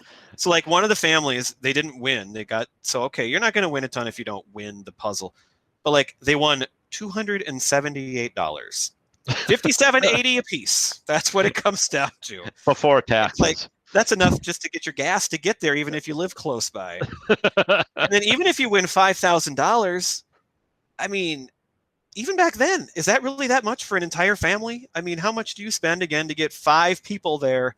And I don't even think that money's changed. I could be wrong, but I feel like you still play for $5,000 today. And that just I thought it had gone up to 10,000. Maybe I could be wrong. I don't know for sure. If you're on those shows though, I don't know. I thought they paid for your expenses to go out there. Well, I don't know. You could be right. But it's still I mean, and I know a lot of them are on there just because they want to have fun, and it's more than just the money. But it's like, Sure. I don't know. If I'm going to be on a game show, I want to have fun, but I also want it to at least be worth my while. If I win, like, hey, good job, I got something out of this. Right. So, yeah. yeah. So that was Richard Dawson, and Family Feud was stepping back in time for sure. You would think they could have. I mean, Price is Right gives away 2 cards every episode. Yeah. They could have. Sorry. Speaking of money, I forgot I wrote here in this just means because that's what this was the woman puzzle that nobody could get right, so there weren't many answers up there. So they're going for the steal, and I just love this line: if Eleanor Roosevelt is there, you get the $30. $30. Oh yeah, it's just there's nothing there. So. Oh man, love the show. Oh, and then we also had the Family Feud Home Edition, and for some reason we always tried to play it.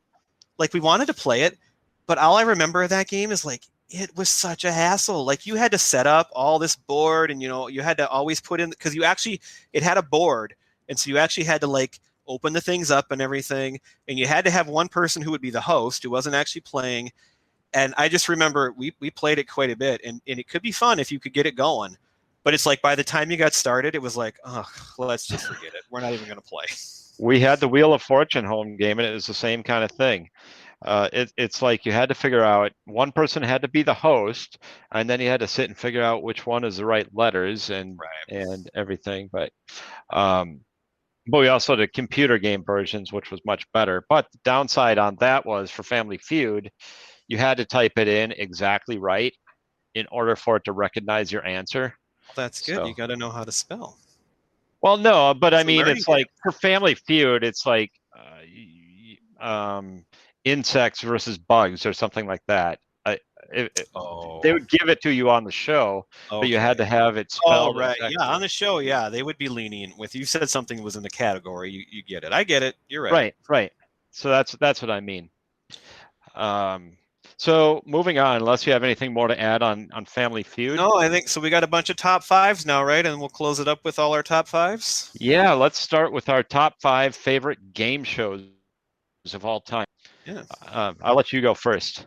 All right. So I went through because I've watched a lot of game shows throughout my life, and it seems like I must have watched so much TV, and I have. I've watched a lot of TV in my life, obviously.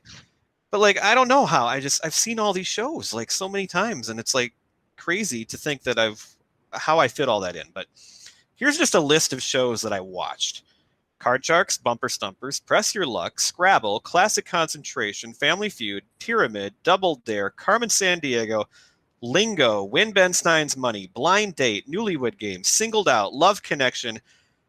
All those shows are shows, and I missed a couple. I haven't got to my top 5 yet, that I watched like a lot of episodes of. And some of those were newer shows, like Lingo was a... What is Lingo? It was a show. It was hosted by Chuck Woolery. And actually, I think Kim watched that with me quite a bit. It was like a word game where it was kind of like Scrabble, which he also hosted, where you had to fill in bubbles of words. And so it was a word game, and it was kind of entertaining. And it was in like the 2000s when that was on. And I really liked it. And so, but it was on like, at night on USA or something, and I would just turn it on. But then there was there's 2 shows that I truly thought I would be great at. So one, our friend Dave reminded me, World Series of Pop Culture, which was on VH1 for like 2 years in the early 2000s. It was awesome. And I mean, you had a team of like 4 or 5 people. I think it was 4 people. And you played against another team, and it was just pop culture questions, just like this podcast. It was great. And so me, Dave, and I can't remember who else. I know we were trying to get Sarah Hummel's wife, because she's great at pop culture. Kind of like our trivia show. Maybe it was you. I don't remember. But we had we were going to get a serious team, and I think we even maybe signed up, but we never got there or anything. And the other one was Hollywood Showdown, which was a Hollywood game show, like a trivia show about movies and actors and stuff. And for me, this was just kind of a big deal. So I've told you this story before, but this was in 2000, I think, and this was a show that was on like at 10:30 at night on syndication. And so like before bed, I mean, this is what I watched. And they came to the Mall of America, and I just by chance read that they were going to be doing that in the paper that day, because I read the paper every day. and I didn't miss that. And I'd like, and anybody could just go and try to get on the show, and I'm like, holy crap, like I could really be good on that show. And I tried to get somebody to go with me, and nobody could. Nobody was available.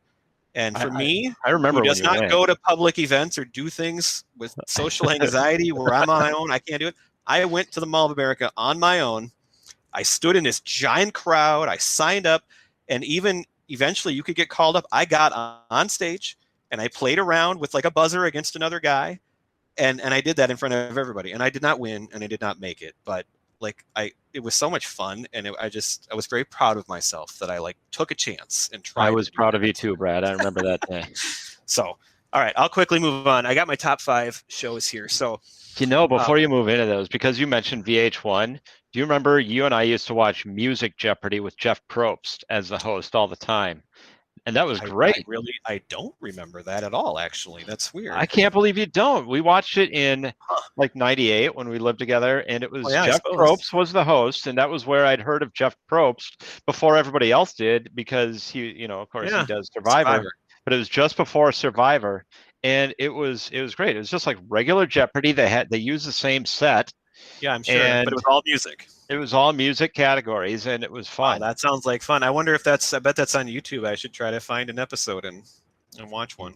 Yeah, that was like better than watching regular Jeopardy. All right, here's my top 5. So okay, go for it. I put Wheel of Fortune number 1 because I actually still, if it's 6:30 and I'm sitting around and I'm not like busy with something, I'm going to put on Wheel of Fortune. I still like to watch it. I love word games like that. It's so simple, and I love that now they don't do the shopping, so like you can play a lot of rounds and sit there and play along, and it's so easy to play along. I put Jeopardy at number 2 because I love to play along with that too. That one's a little bit harder, but I can do pretty well a lot of episodes. Price is Right, number 3. Like you said, I didn't like fake being sick that often, or there were days where you were legitimately sick, but like that was the best part of missing school. Because at 10 o'clock in the morning, you're laying on the couch anyway, you get to watch The Price is Right. And really, every time you were sick, that's what you did. Yep. Number 4, Who Wants to Be a Millionaire, which was the newer one that took the whole country by storm. And so me and Dave lived right by each other in an apartment. Well, and you too. You lived with me that year. The 3 of us would watch that show, and it was on right before Monday Night Football. And there were lots of nights where we would get together with other people too to watch Monday Night Football, but we'd get together early because everybody was watching Who Wants to Be a Millionaire at the time. And that was such a fun game to follow along and play with too. Right. Because you really thought with the easy questions, the harder questions, the lifelines, you really thought man, you could win. If I could get on that, anybody could really win that if you just get the right questions. There were some idiots that came on that show too. There were, where you wanted to break your TV. It's like, God damn it, you idiot! Never as bad as Card Sharks though, which is the worst contestants in the history of game shows lived on Card Sharks. I love the show though. It's on my top. It's on my top 5. It's a fun one to watch, but usually it's because I'm just blown away by the idiots. All right, and then number 5, I had a tie because there was 2 other shows that I kind of watched. One a nighttime, one a daytime show, and I couldn't really pick. So Hollywood Squares, which I haven't watched in a long time, but I really had a lot of fun watching that. I can remember watching that with my parents. It was on at 6:30, kind of like Wheel of Fortune. But I remember we'd gone watching, get done eating dinner, and Hollywood Squares would be on, or we'd even be watching it while eating. And I just remember watching that a lot. And I loved it with Joan Rivers, and Shadow Stevens, and Joan Rivers, and then Shadow Stevens, the revolving cast of people. And I was really getting into movies and celebrities then too, so it was fun to see some of these people I maybe didn't know. And then the other one that I tied it with was Win, Lose, or Draw, which was like the Pictionary game that was on in the mornings.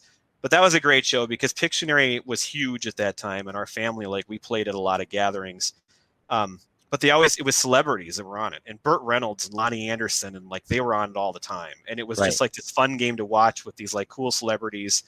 And I thought that was a fun one. So when I just thought back to shows that really I felt like I really enjoyed, those are the ones that stuck out the most.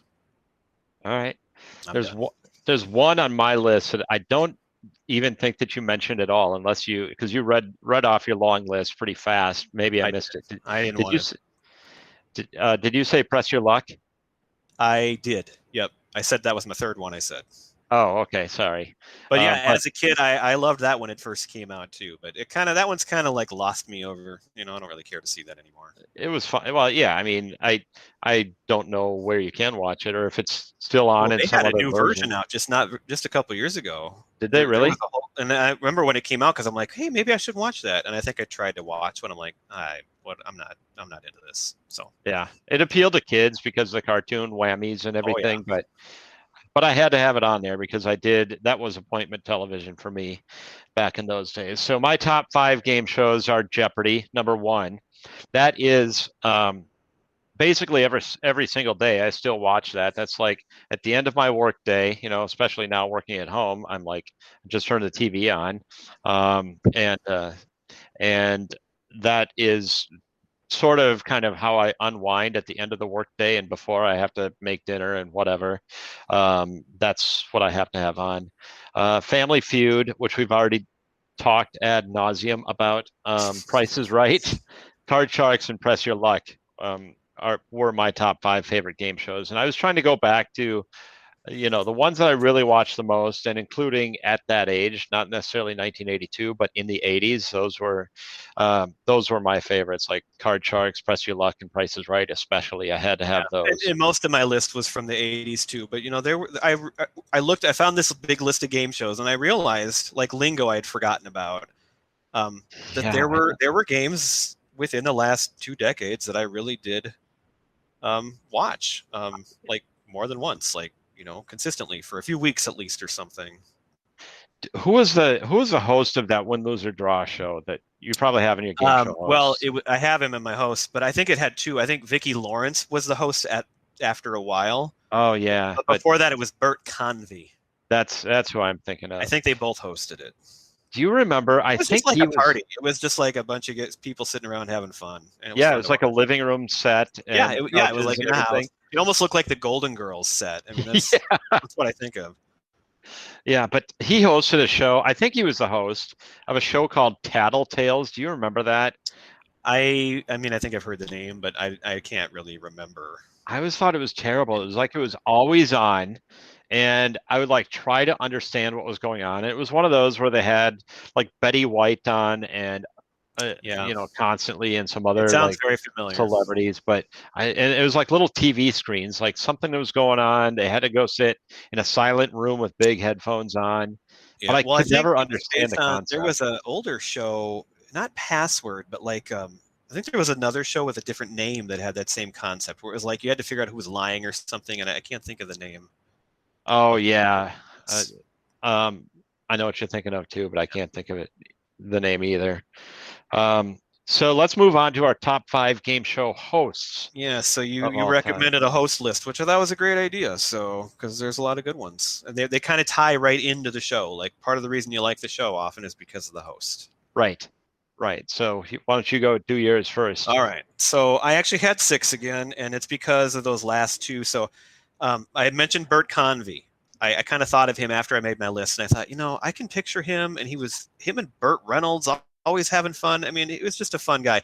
And he actually hosted Win, Lose, or Draw, and he hosted a version of Password that I saw sometimes in the 80s too. So he did 2 shows that I had watched. And then for 5, I had 2 guys because they both hosted Hollywood Squares. So John Davidson was one and Tom Bergeron was another. And I can remember both of them at different times hosting that show. And they just seemed like they were pretty easygoing and did a good job with that show. I liked. Number 4 was Bob Eubanks because he hosted Card Sharks and the Newlywed Game. So he did 2 pretty memorable shows. That Newlywed Game is another one that was on like at that 6:30 time frame. It's like, was it on that early? I remember watching that in the afternoon a lot too, though, in like the summers in the 80s. Yeah, maybe, but I'm sure it was on at different times. But. Yeah, man, I don't. It just seems like we've got a lot of shows that were on at the same time, and it's like, well, what's going on? That's what I said when I said Hollywood Squares at 6:30, but I wonder if that's right because Wheel of Fortune was on then, of course, and my dad, maybe he didn't watch it back then as much because now it's like he watches it every night. Like that's his thing. He watches Wheel of Fortune. So number 3, I had Bob Barker. Everybody knows Bob Barker. Number 2, this is gonna be a controversial one, but I put him there only because of quantity. So Chuck Woolery, he hosted 5 different shows that I watched like at some point. He hosted Love Connection. Yeah. He hosted Scrabble. He hosted The Dating Game.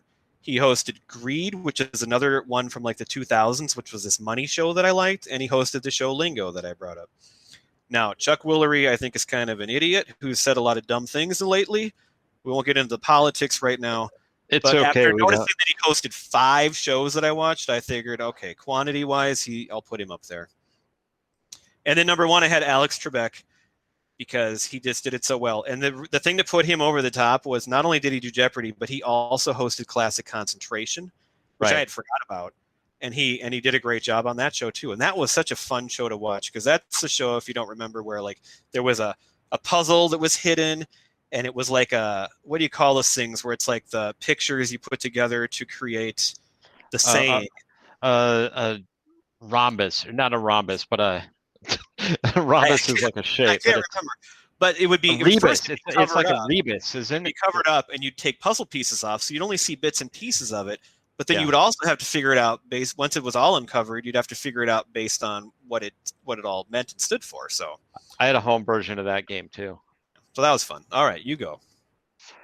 So number 1 on my list is Alex Trebek. No surprise there, but it is very hard to watch because I don't think Ken Jennings is nowhere near Alex Trebek. I haven't watched it yet, so I don't know. But I mean, nobody's going to be, so.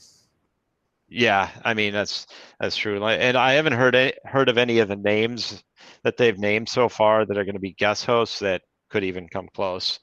But I don't know. It's fine. You still get the show. You still get the questions and the trivia and everything. But it is a different show with him on it, in my opinion.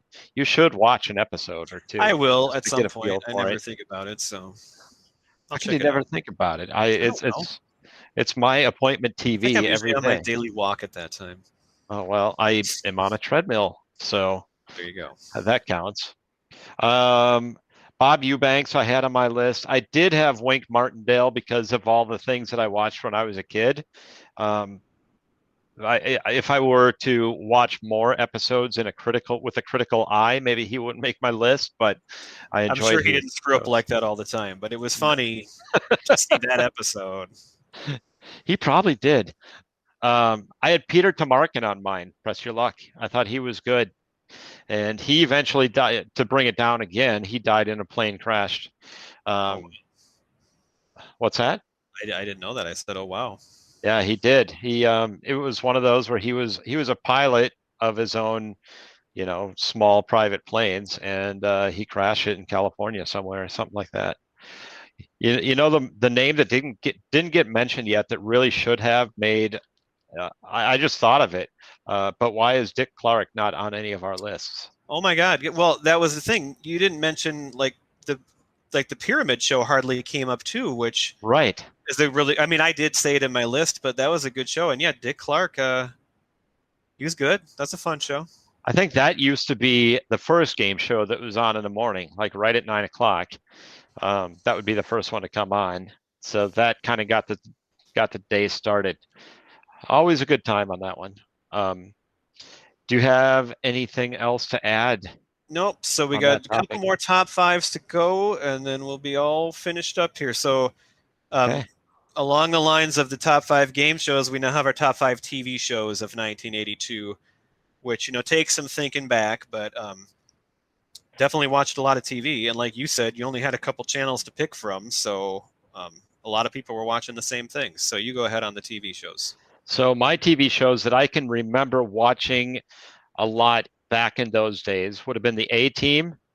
And do you remember the show called Real People? I mean, I think I know the name, but no. The ones they were really similar, but I remember we used to watch them all the time. Real People and That's Incredible were kind of the same. I don't know, kind of reality shows, I guess you could call them. But That's Incredible. Fran Tarkington was the host. Oh, yeah, I do remember that. Fran Tarkington. And then you had Dukes of Hazzard, Three's Company, and Magnum P.I. I had on my list as around that era, the top TV shows.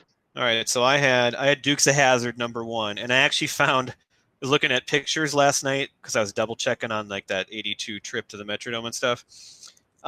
And in Christmas of '81, I got like a Dukes of Hazzard, like a hat and like a fake CB and a vest, a whole like outfit. I guess I don't know if it was Boss Hog or what, because it wasn't. I mean, it was like it had a cowboy hat and stuff. I don't know, but I was big into the Dukes. Number 2 and 3, I think these both were on after each other. The Jeffersons and Alice, and I feel like I remember watching those shows as Oh, a family Alice. all the Yes, that time. was big in our house too.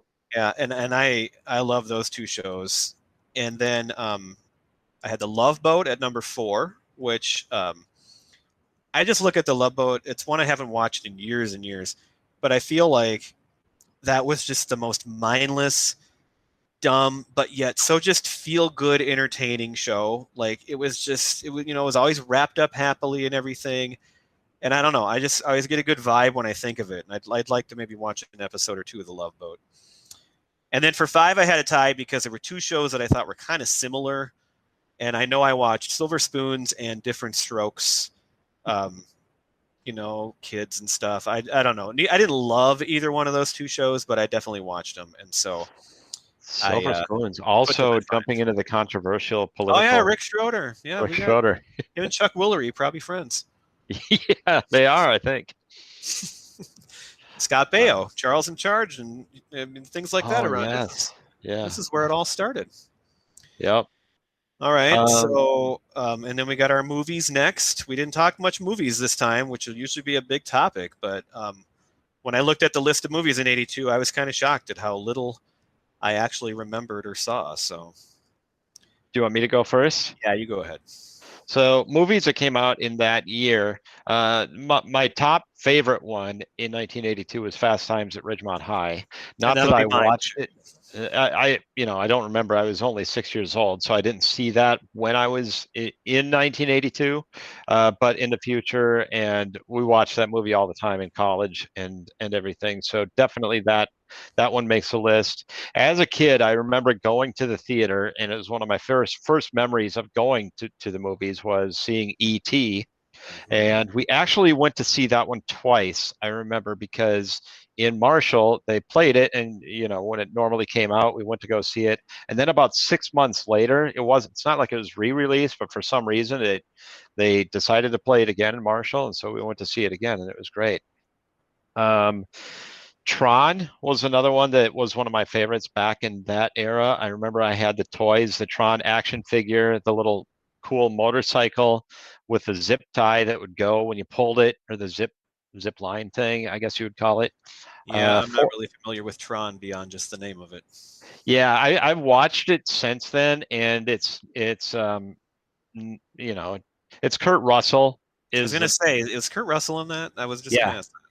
Yeah, and it's a decent movie. I didn't enjoy it as much the second time around. Watching it as an adult, it's just kind of weird. But I don't know. I guess I was impressed by all the bright laser colors and everything, and it was a pretty cool movie visually to watch for sure.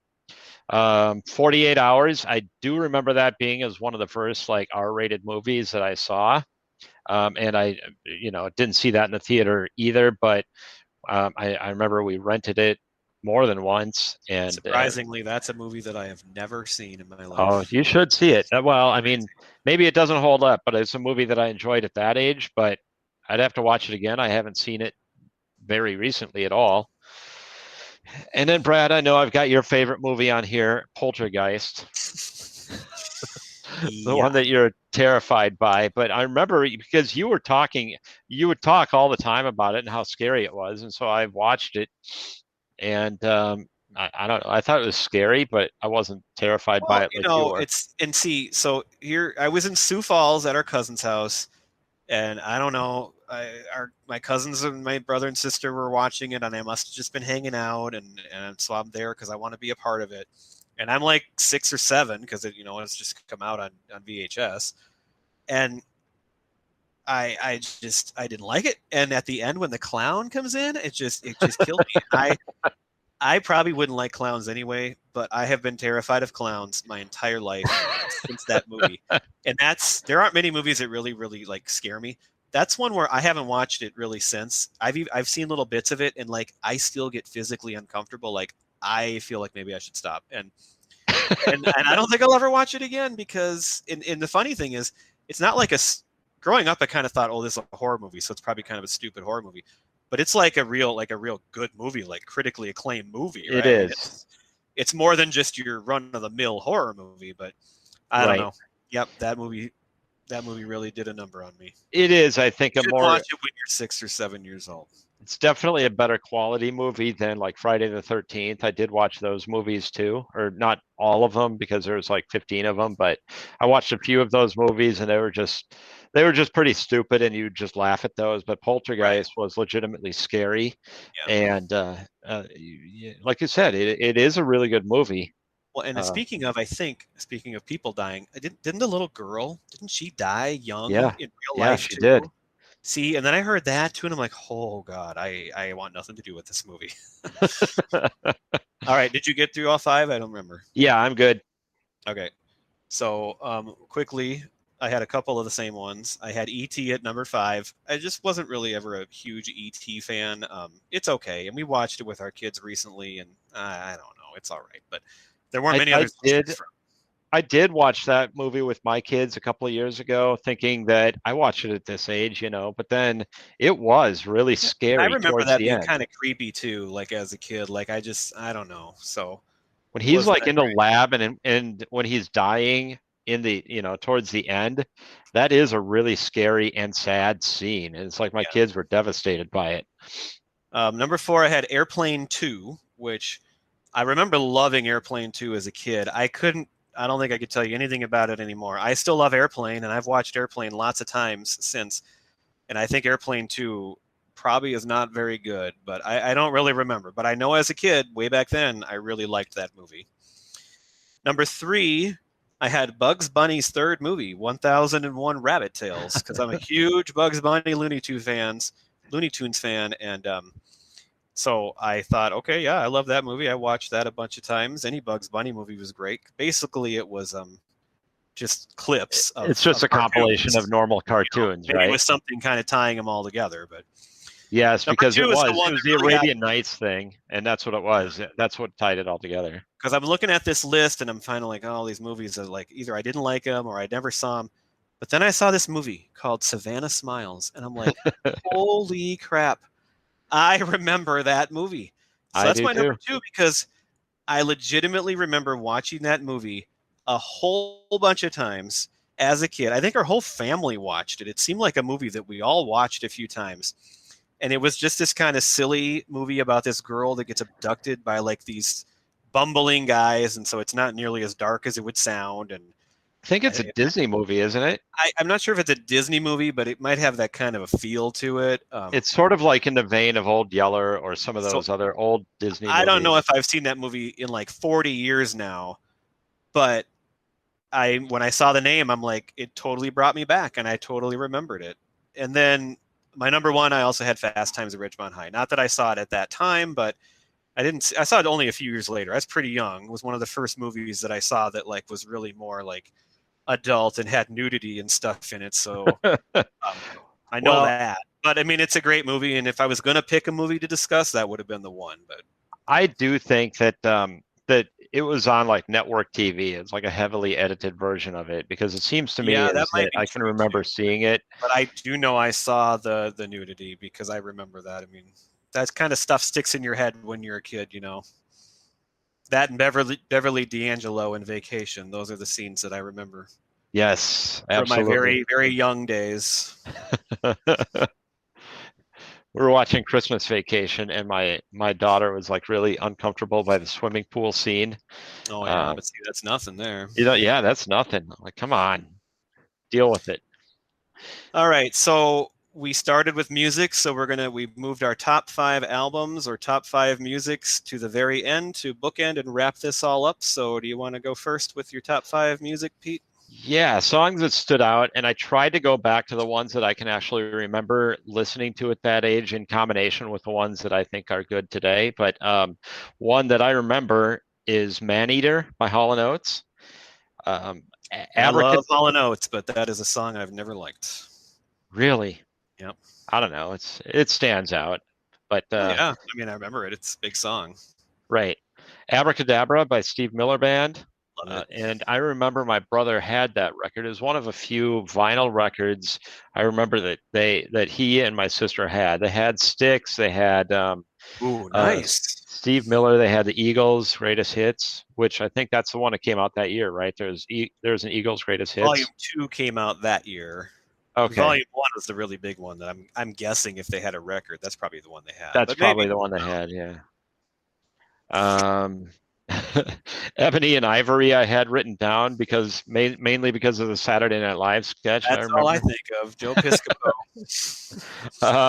Um, Do You Really Want to Hurt Me by the Culture Club, Eye of the Tiger, and then of course the whole Thriller album.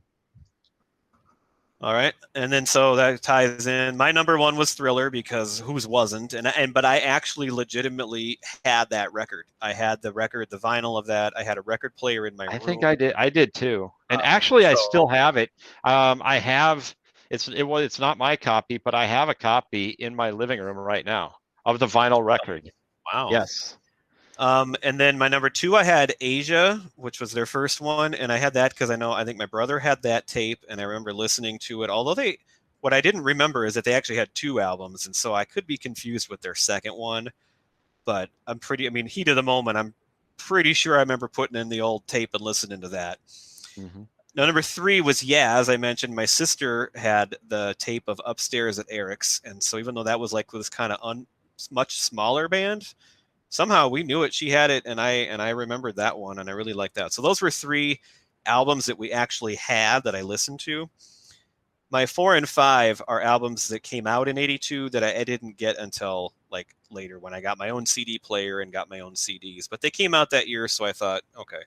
So number 4 was the Eagles' Greatest Hits, Volume 2, like you said, because I was a huge Hotel California fan, and when I first got my CD player, I was really kind of learning who a lot of bands were, and I knew the Eagles, but I didn't know much beyond that. So that was a big one. I know a lot of people don't like the Eagles, but whatever. I think they're great. Number 5 was Simon and Garfunkel, the concert in Central Park, which is also another great one that I got sometime in high school that I loved. And then I did have a 6. I had one extra one because I mentioned earlier, and we can close this out with REM. So REM's first album ever came out. It wasn't a full-length album, but they had an EP called Chronic Town, and it came out in '82. So this was the beginning of my favorite band and their actual releases officially, 1982. Speaking of the Eagles, I do want to bring this up because last year when my dad was, when he was dying, somebody had asked him, it wasn't me, but I think it was my brother. We were all together. And somebody asked him if he could go back and see any band in concert, what would it be? And that was his answer. He said the Eagles. Really? So, which I thought that was a great answer.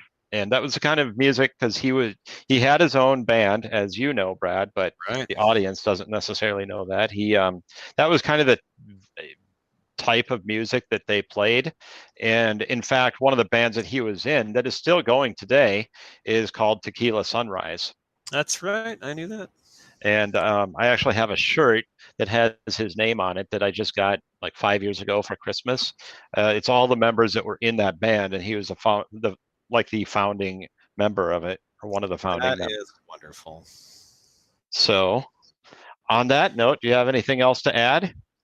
No, I think it was fun to go back so far back in time and be able to remember so many things, even though we were so young. And I think being this kind of our new reboot, it was a great year to start with because, just the two of us even were really becoming, we were friends by then, but really, obviously getting to school and starting to hang out all the time. So it was great.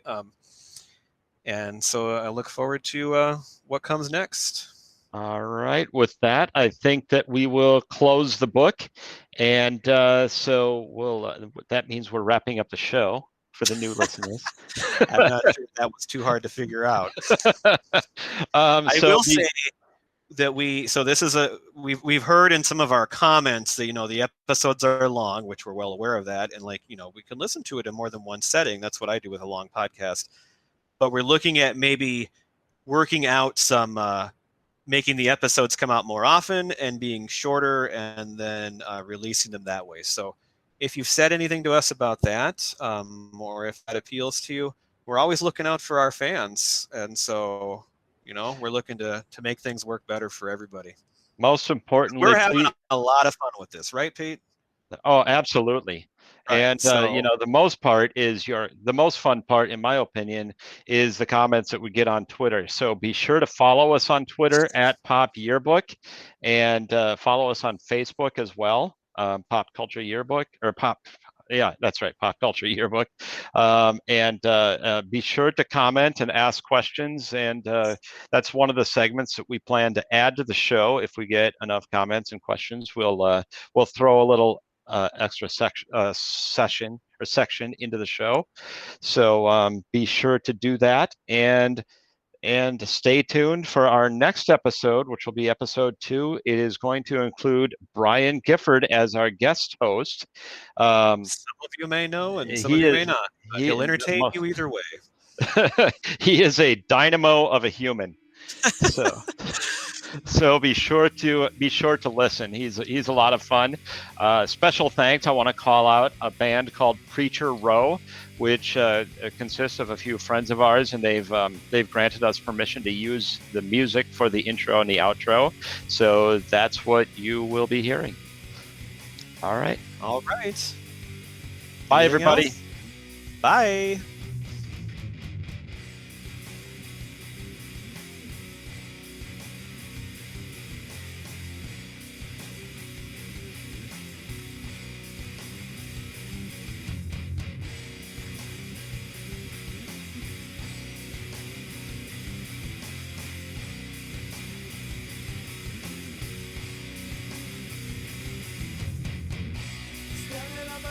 No one's gonna comfort me.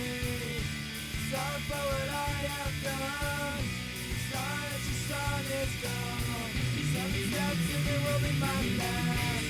Hands tied, tell me on my back. Heart down and I look to you. I'm scared, but there's nothing I can do.